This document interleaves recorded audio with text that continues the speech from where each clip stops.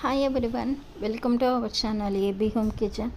ఈరోజు నేను మీకు ఒక మంచి స్వీట్ షాప్లో చేసే రెసిపీ అయితే చూపిస్తున్నానండి. ఒక మంచి హెల్దీ స్వీట్ రెసిపీ అయితే చూపిస్తున్నాను. నేను ఈ స్వీట్ని స్వీట్ షాప్లో చేసే వాళ్ళని అడిగి మరీ చేసిన రెసిపీ అండి. ఇది ఇంట్లోనే ఈజీగా చేసుకోవచ్చు. మీకు వీడియోలో కొంచెం లెంతీ ప్రాసెస్గా ఉంటుంది, బట్ మనము ఇంట్లో చేసేటప్పుడు చాలా ఈజీగా చేసుకోవచ్చు అండి.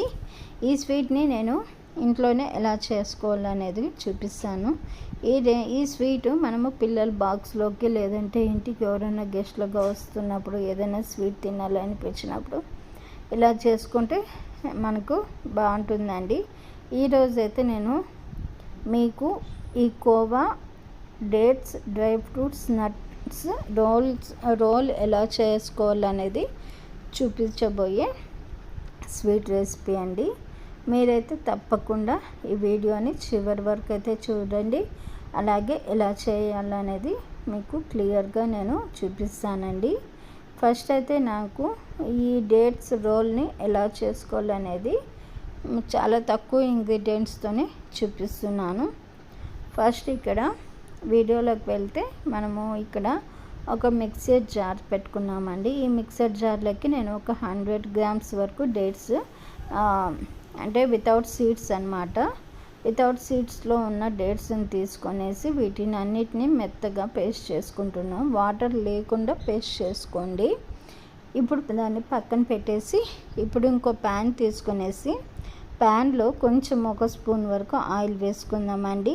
ఆయిల్ వేసుకున్నాక ఇందులో సన్నగా కట్ చేసిన బాదము, కాజు, పిస్తా ఈ మూడింటిని కలిపి బాగా కొంచెం పచ్చివాసన పోయేంత వరకు కొంచెం బాగా ఫ్రై చేసుకోవాలన్నమాట. ఇలా ఫ్రై చేసుకున్నాక కొంచెం కొద్దిసేపు తర్వాత తీసి పక్కన ఉంచేయండి, కొంచెం చల్లారిని. ఆ తర్వాత ఇప్పుడు మళ్ళీ అదే ప్యాన్లోనే మనము మిక్సీకి పట్టి పక్కన పెట్టుకున్న డేట్స్ పేస్ట్ ఉంది కదండి, అది కూడా ఇందులో వేసుకొని లో ఫ్లేమ్లో పెట్టేసి కొంచెం అలా వేడి చేస్తే దీన్ని ఈ డేట్స్ పేస్ట్ అనేది కొంచెం మెత్తబడుతుంది అనమాట, అంటే సాఫ్ట్గా అవుతుంది.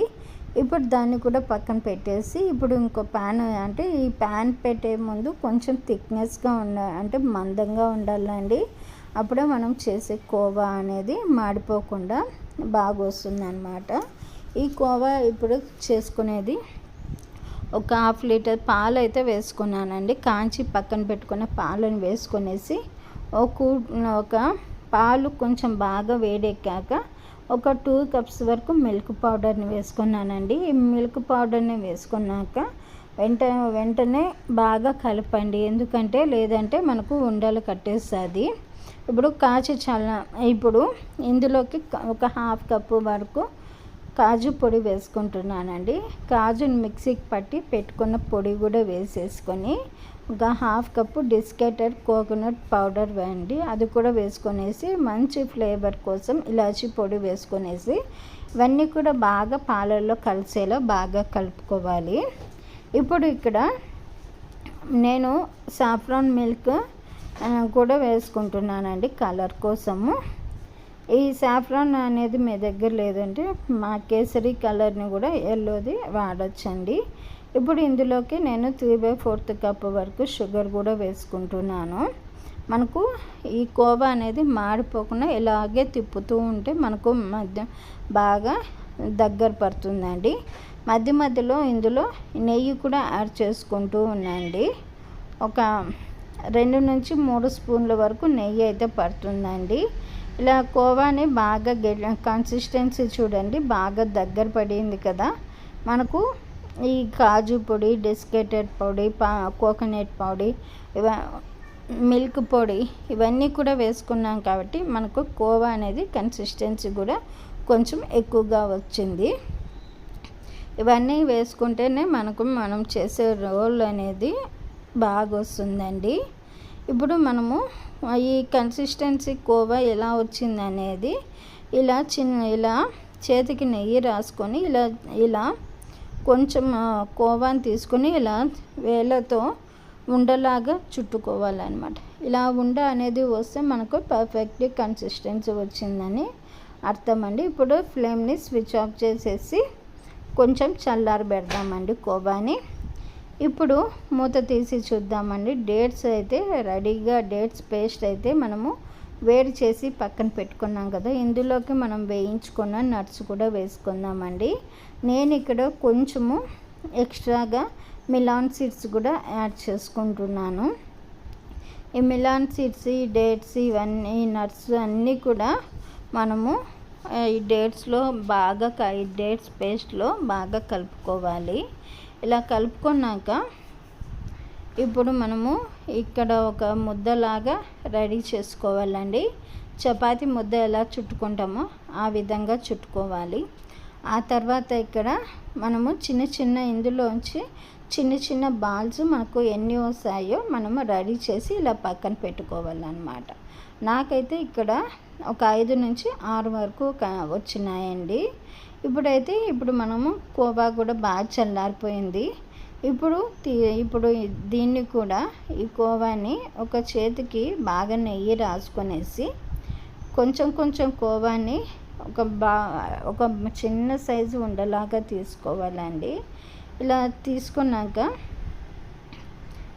ఇప్పుడు ఈ సైజులో తీసుకున్నాక మనము ఒక చేతిలో వేసుకొని ఇలా ప్రెస్ చేసుకోవాలన్నమాట. ఇలా ప్రెస్ చేసుకుంటూ మధ్యలో మనము రెడీ చేసి పక్కన పెట్టుకున్న డేట్స్ లడ్డు ఉంది కదండి, ఈ డేట్స్ లడ్డూని ఇలా మధ్యలో పెట్టి దీన్ని ఇలా క్లోజ్ చేసుకోవాలి, కోవాతో క్లోజ్ చేసుకోవాలి. ఇదే విధంగా మిగతా లడ్డూల్ని కూడా ఎలాంటి క్రాక్స్ అనేది లేకుండా అన్నిటినీ కూడా ఇదే విధంగా చుట్టుకోవాలండి. అప్పుడు మనకు డేట్స్ పేస్ట్ అనేది, డేట్స్ బాల్ అనేది లోపల ఉండిపోయి కోవాతో మనము దాన్ని చుట్టేయాలన్నమాట. ఇప్పుడు మరి మీకు ఇంకో లడ్డు అయితే చూపిస్తానండి నేను ఫైనల్గా. ఇదే విధంగా అన్నీ కూడా చేసి పెట్టుకోండి. ఇదే విధంగా లోపల డేట్స్ లడ్డు పెట్టేసి కోవాతో ఇలా క్లోజ్ చేసుకోవాలి. ఇప్పుడు ఇక్కడ నా దగ్గర ఒకటి సిల్వర్ పేపర్ ఉందండి. ఈ సిల్వర్ పేపర్ని లైట్గా మనం స్వీట్ షాప్లో అద్దుతుంటారు కదండి స్వీట్స్కి, అలా కొంచెం అద్దుకుంటే మనకు చూడటానికి తినడానికి కూడా చాలా బాగుంటుంది.